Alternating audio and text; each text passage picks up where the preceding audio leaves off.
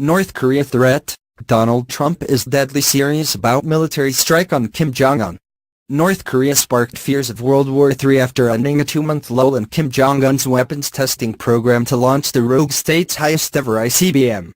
Kim Jong-un and U.S. President Donald Trump became embroiled in a rhetoric war after the North Korean dictator said he would target a U.S. airbase on the Pacific island of Guam.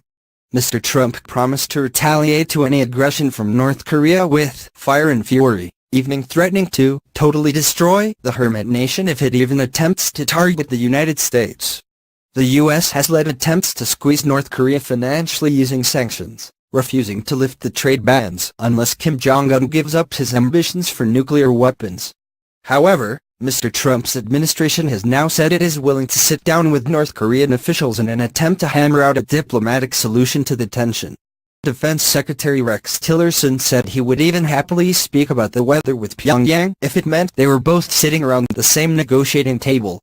General Jack Keane said as it stands the world is heading to a military solution to end the tension on the Korean peninsula. He told Fox News, "We are trying to impose economic sanctions. Listen, we all know sanctions take time to squeeze this regime. So, here we are heading to the use of a military option.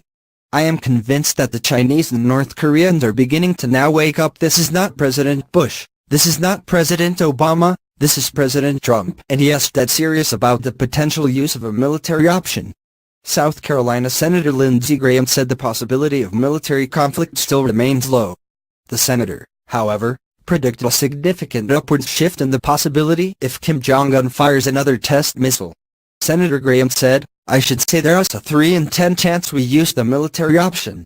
If the North Koreans conduct an additional test of a nuclear bomb their 7th, I would say 70%.